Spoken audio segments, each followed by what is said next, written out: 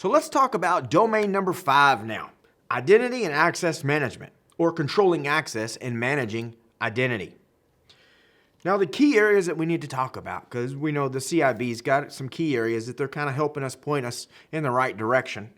We're going to talk about controlling access to our assets, identification and authentication, an identity as a service, third-party identity services, authorization mechanisms, access control attacks, and managing the identity and access provisioning lifecycle. So we got a few things that we need to get in there and discuss. So let's start with controlling access and assets. Now when we talk about that, we need to make sure that we have that good foundation, right? So we've talked about the CIA triad before, or the ACI, or the ICA, or some people change it around so they don't get confused, right, with the CIA, the Central Intelligence Agency. That's why I always stick the word triad at the end instead of just saying, what does CIA mean? So the CIA triad when it comes to security. Let's do a little review. Confidentiality, integrity, availability. All right, we should have a pretty good handle on these now that you're at this point in your certification, going for cissp. This should be pretty familiar with you. But confidentiality, prevent the unauthorized disclosure of information. We're trying to keep it secret, keep it private. So we're trying to prevent unauthorized read access to data. An example of confidentiality attack would be theft of your PII, that personally identifiable information, like credit card numbers, social security numbers, could be phone numbers, contact information, blood type, mother maiden name. That one might be a stretch. But things that pertain to you that can help identify who you are. All right, that's your PII. We want to keep that confidential. We want to keep it secret. We want to keep it private. Not everybody needs that information, right? It belongs to you or belongs to me. So that's my stuff, confidentiality. Integrity. Now we are trying to prevent the unauthorized modification of information. So there's security models out there that protect our information, right? The modification of that information. So in other words, integrity seeks to prevent unauthorized write access to data. So you can't write anything to this data. You can't modify it in any way. It doesn't have anything to do with reading it. That's confidentiality, because that's where we're trying to keep it private. Integrity seeks to stop or help prevent the unauthorized writing access to data. So we can't modify it. It's intact. It's the way it's supposed to be and how we intended it to be when somebody else gets it or how we received it. And then availability. Again, probably the easiest of the three. Information is going to be available when you need it. Is the data there? Are the services there? Systems need to be usable. They need to be available for normal business use, production use in your organization, in your small office, home office, in your huge corporate enterprise. However you want to look at it, you have to have that availability. So what is a very popular attack on availability? That's right, a DOS attack, a denial of service attack. What they're trying to do is flood you with information, right? Just tons and tons and tons of data. So you can't give, legitimate access, or I guess it's not you giving it, but you can't provide services because people can't reach you. The legitimate traffic can't come in because you're servicing all these other requests, or you're trying to service these other requests, but they're bogus requests. And your answers, your replies are not being received. So that's availability, right? We're trying to just make sure we're available to our customers 99.999% of the time, or 99.999% of the time, right? The 5 nines, the 6 nines, 3 nines, the 4 nines, whatever you have, whatever type of service level agreement you may have between you and your customers, or maybe you are the customer and a service provider. Now another one is called DAD, D-A-D. This is disclosure, alteration, and destruction. So this may be the complete opposite, the evil twin, if you will, of the CIA triad. It's because they are the opposites. Disclosure. This is the unauthorized disclosure of information. It would be the opposite of confidentiality. Alteration is the unauthorized modification of data. That would be the opposite of integrity, right? Because integrity is trying to keep people from changing that information. And destruction is making systems unavailable, which is a direct violation of availability. Availability is just that. We want things to be available to our customers, to our service provider, from our service providers. Destruction says we're going to make them unavailable. So the opposite is DAD. Disclosure, alteration, and destruction. Let's talk a little bit about identity and authentication, authorization, and accountability. So usually when you stick those three together, you get something that you call a AAA or an AAA service. So this is the cornerstone concepts of AAA: authentication, authorization, and accountability. Now, left out of the AAA acronym is one that we have to actually have beforehand. That's identifying, right? We have to be able to have identification before I can authenticate you.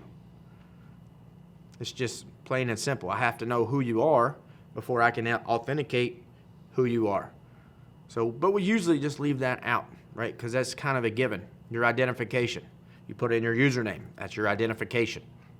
Your password is going to be the authentication. And then once they compare your identification with your authentication, you are now authorized to do something. So identity and authentication, identity is a claim, all right? Saying I am somebody, right? I am David. That is me.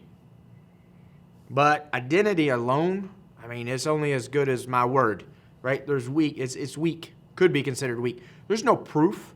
As far as you know, my name could be Jack or Sam or Billy.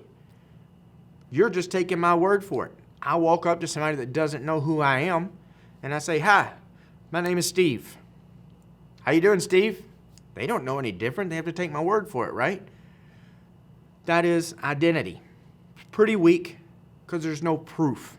You can just say you are who you are. But proving an identity is authentication. So let's say I go to check in a hotel and I say, "Hey, I'm here, I have a reservation." And they say, "What's your last name?" And I drop a last name and they start to look and they say, "Oh yeah, we have you reserved in the presidential suite." You know, and I may have overheard that. But then the next thing they ask me for, they say, "Can we have some identification?" So I have to give them my ID, which now has my name and my face on it.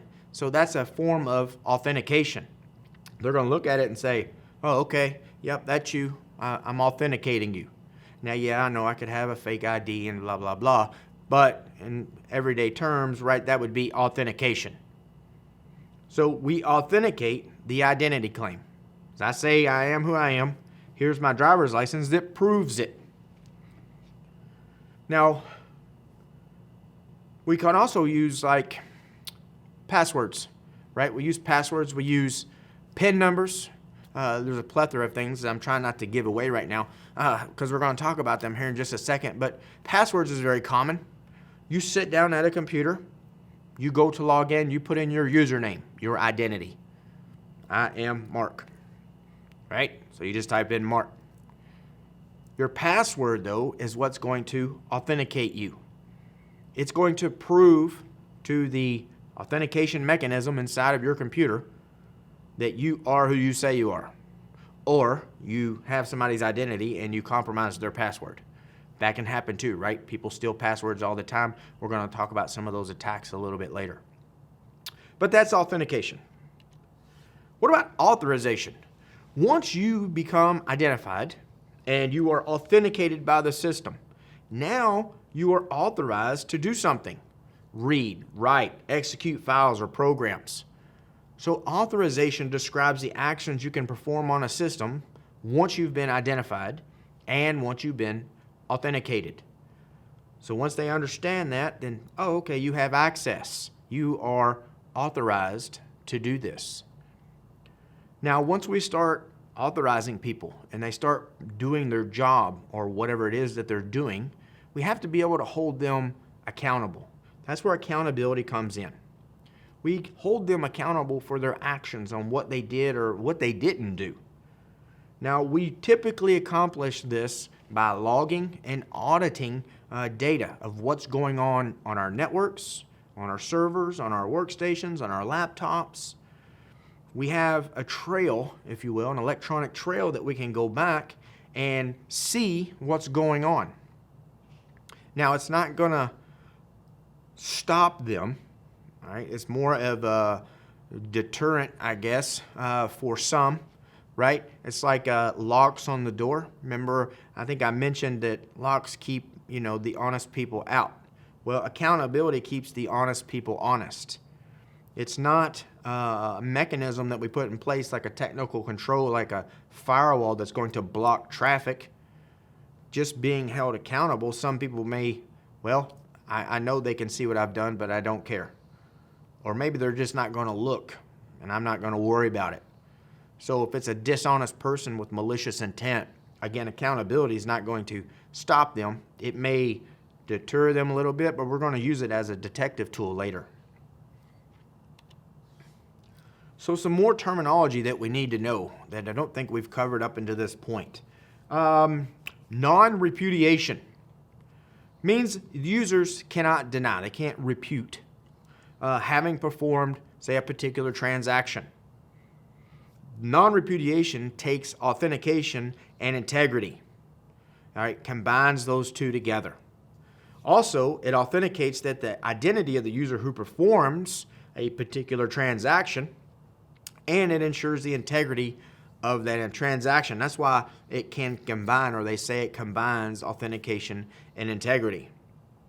Means we cannot deny. So, like if I digitally sign an email and I send it over to you, and later they're like, well, he sent me an email at 11 o'clock. I mean, no, I didn't. Be like, well, yeah, you did. You digitally, here it is right here. You digitally signed that. Because I might say, well, you can't prove that. It came from somebody else. Somebody spoofed my email, right? And you say, well, you digitally signed it here, so it looks like it's pretty legit. Digitally signing something gives that non-repudiation. I can't deny it now.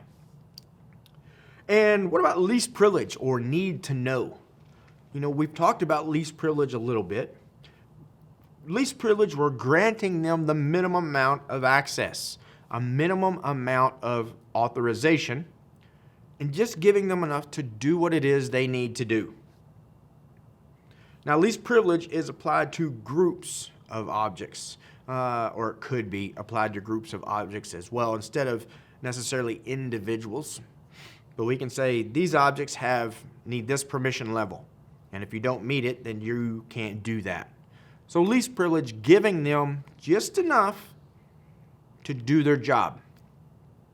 And then need to know, a little more granular than least privilege. Just because you may have a particular title and you have a particular rank or hierarchy in the company, least need to know, says, well, yes, I understand you run this department, but this is, you might hear, above your pay grade, right? This is need to know information. So the only people that need to see this or access this data is people that need this for their job. Need specifics for their job. That's what makes it a little more granular. Be like, well, I have least privilege. This covers this area, but this may be labeled as need to know. So just the people in that particular part of the department, that particular group, can access that data. Subjects and objects. We haven't talked about this one yet, but subject is an active entity on a data system. Now, most examples of subjects involve people accessing data files. They're going in and getting something out. Now, running computer programs can also be subjects because sometimes you have computer programs talking to other computer programs.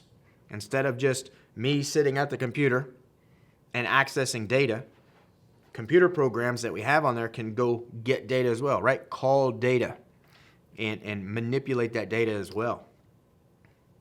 So an object is any passive data within inside the system. Now, objects can range from databases to text files to audio, video, whatever it is that we want in there. They're passive within a system and they don't manipulate other objects. That's a subject. So subjects interact with the objects. And then defense in depth. I have mentioned this quite a few times. This applies multiple safeguards or those controls. Remember we talked about all those controls like firewalls, IDSs, IPSs, and the data is down here, right? We're trying to build layers upon layers before the attacker can actually get to the good stuff. Now, any single security control may fail along this way, but by deploying multiple ones, we're hoping to improve our confidentiality, our integrity, and availability of that data. Because we want different layers. If you break through one, maybe you won't get through the next one. You break through the next one, maybe I'll stop you on the next one. Hopefully I can prevent you from getting all the way to the data. Sometimes it happens though, right?